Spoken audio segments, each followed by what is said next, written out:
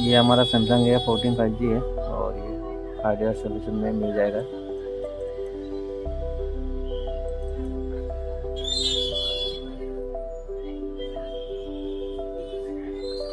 तो ये हमारा ओपन हो गया है सैमसंग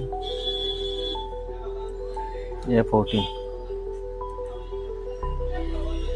थोड़ा बड़ा कर देता हूँ। यहाँ जा रहा है डायग्राम।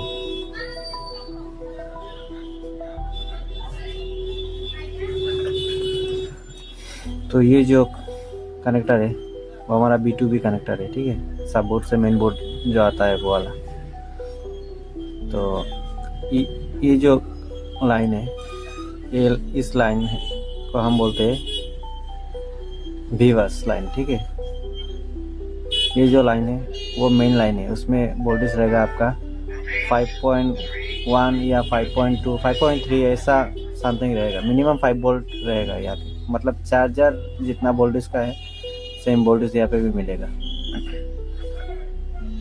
तो यहाँ से होके ये जो लाइन जा रहा है इधर देखो, यहाँ से होके यहाँ पे एक पॉइंट है टेस्ट पॉइंट, वहाँ पे जा रहा है। उसके बाद आपका जा रहा है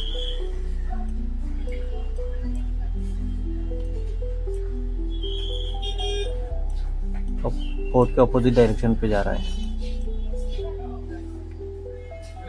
इधर देखिए, ये जो लाइन है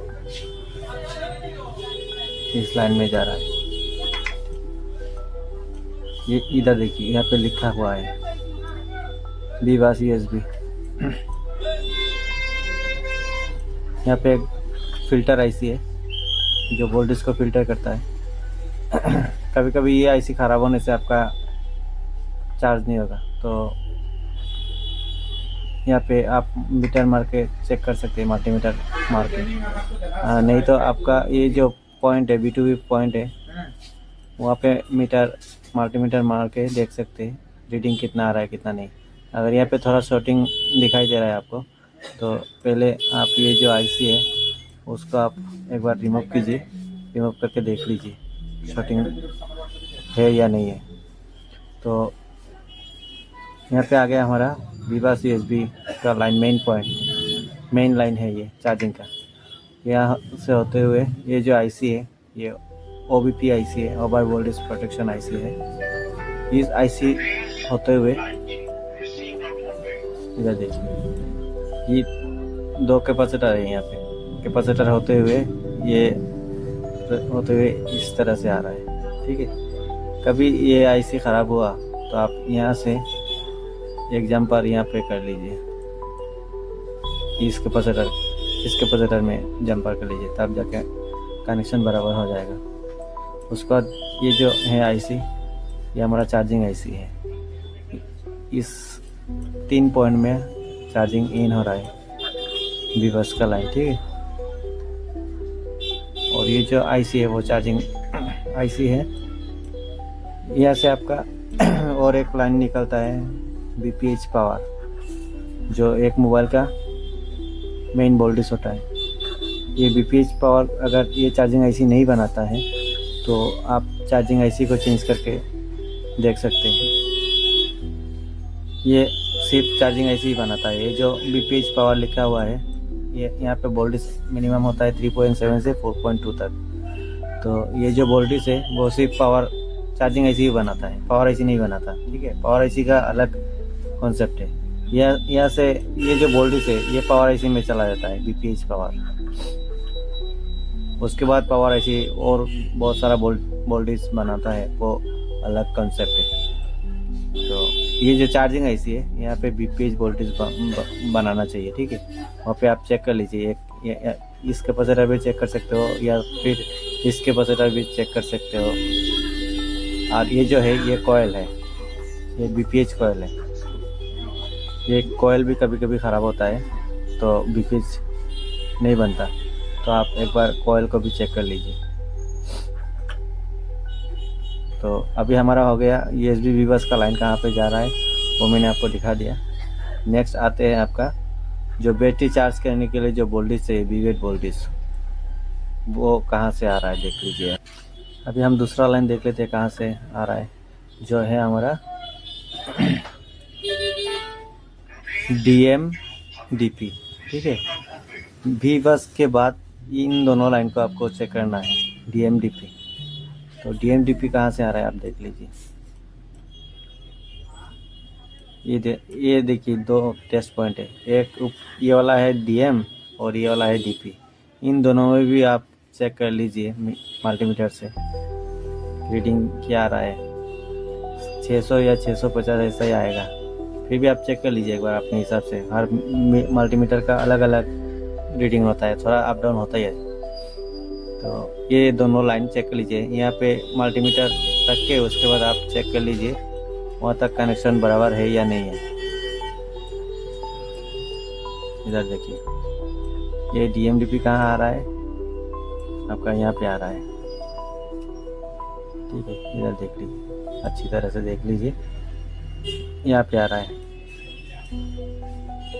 DMDP। ठीक है, ये रेजिस्टेंस हो गया, यहाँ से यहाँ तक जा रहा है। उसके बाद कहाँ जा रहा है वो भी आपको दिखाता हूँ मैं।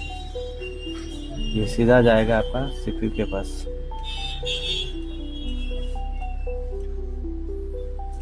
इधर देखिए CPU के पास यहाँ पे जा रहा है, तो उस लाइन को भी आपको चेक करना है। ये ज़्यादातर फेक चार्जिंग में भी कभी कभी DMDP का प्रॉब्लम आता है।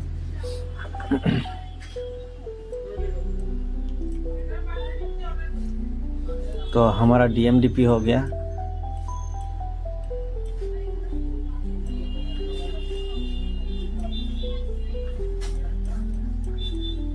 अभी हमारा ये इधर देखिए, ये हमारा बैटरी कनेक्टर है। ठीक है, ये जो लाइन है ये तो वीबस का लाइन है।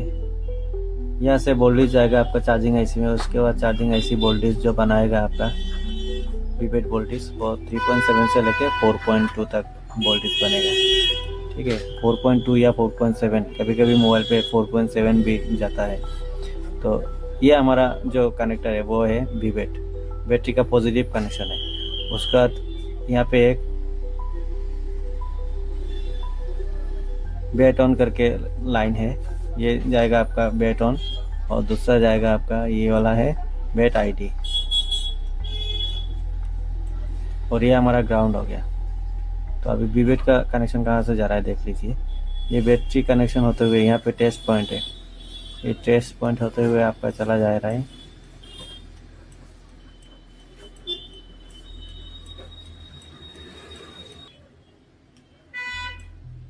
इधर देखिए, ये हमारा वीबेट है। यहाँ पे आप वोल्टेज चेक कर सकते हो, यहाँ से होते हुए इधर देखिए, ये जो कैपेसिटर है इस कैपेसिटर होते हुए आपका चार्जिंग IC में जा रहा है। तो आप पहले भी वोल्टेज चेक कर लीजिए, वीबेट का वोल्टेज यहाँ पे आप चेक कर सकते हो, ये नहीं तो यहाँ पे कर सकते हो, नहीं तो आप इस कैपेसिटर में कर सकते हो। तो यहाँ पे वोल्टेज चेक कर लेना आप।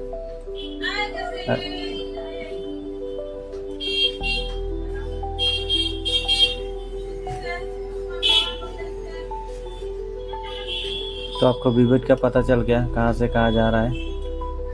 अभी हम चलते हैं, जो कभी कभी हम लोग के मोबाइल पे थर्मल एरर या टेम्परेचर एरर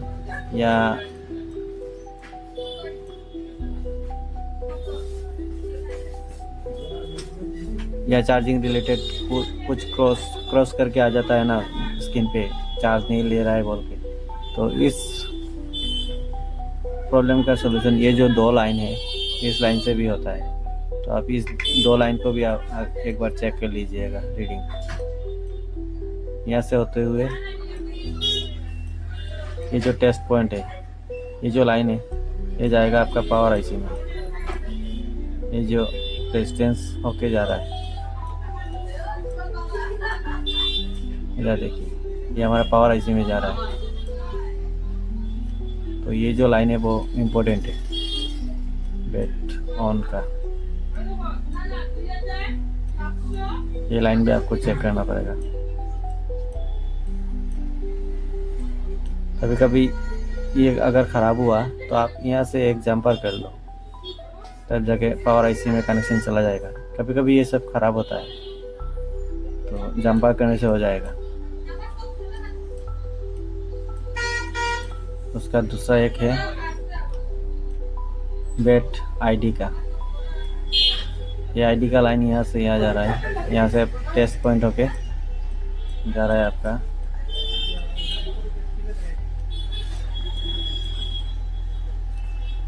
इधर देखिए,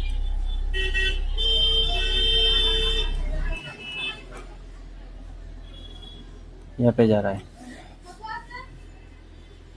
यहाँ पे जा रहा है, यहाँ होते हुए ये रेजिस्टेंस होके फिर ये भी अगर ख़राब होता है तो जंपर कर लीजिए, हो जाएगा। यहाँ होते हुए जा रहा है आपका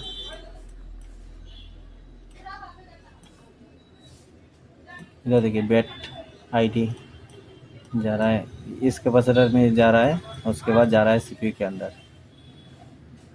तो ये जो मैंने आपको जितना भी लाइन दिखाया है वो चार्जिंग रिलेटेड लाइन है, वो आपको चेक करना ही पड़ेगा चार्जिंग का अगर कुछ प्रॉब्लम है तो।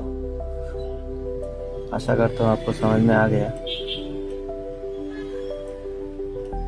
और इधर देखिए और एक लाइन है जो हमारा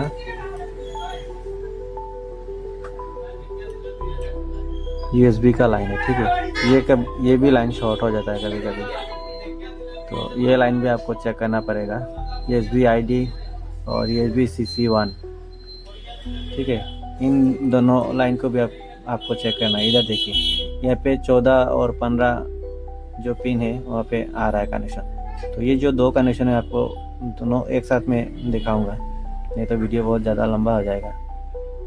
तो ये दोनों कहाँ पे जा रहा है वो भी आप देख लीजिए।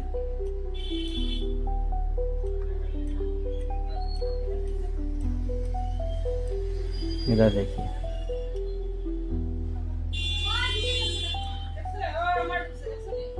एक जा रहा है यहाँ पे, इधर देखिए यहाँ पे जा रहा है। उसके बाद यहाँ होते हुए आपको जा रहा है USB आईडी कौन जो है वो जा रहा है आपको चार्जिंग आईसी के अंदर, और दूसरा जा रहा है आपका ये जो लाइन है इधर देखिए USB CC1 बोला है ना मैंने आपको। तो USB CC1 कहाँ पे जा रहा है, इधर देखिए एक CC1 है और इधर देखिए CC2 है। तो दोनों लाइन को भी आपको चेक करना है। यहाँ पे जितना लाइन दिखा रहा है सबको आपको चेक करना पड़ेगा, मल्टीमीटर से आपको बराबर चेक करना पड़ेगा, ठीक है। तो दोनों को अभी CC1 और CC2 दिखा देते हैं आपको कहाँ पे जा रहा है। डायरेक्ट आ जाता है हम यहाँ पे, तो ये वाला CC जो 1 है यहाँ पे जा रहा है, इधर देखिए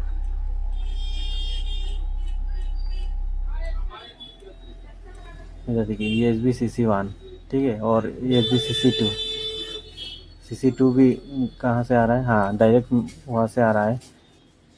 इस लाइन पे कोई भी कंपोनेंट से जुड़ा हुआ नहीं है CC2। तो कहाँ पे जा रहा है आपका ये जो कैपेसिटर होते हुए,